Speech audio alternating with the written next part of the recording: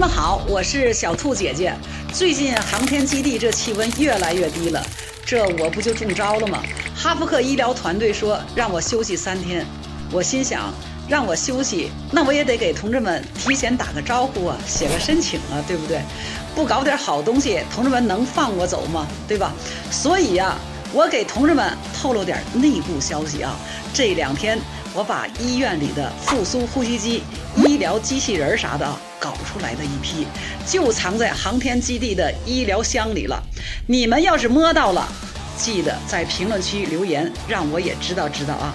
那咱们同志们周一再见，到时候给同志们再安排一波6格。最近天冷，同志们也注意保暖，别像我似的2下就感冒了。保持健康才能稳稳得吃啊！来了，医疗团队接我来了，同志们，那咱们说好了，周一再见，拜拜。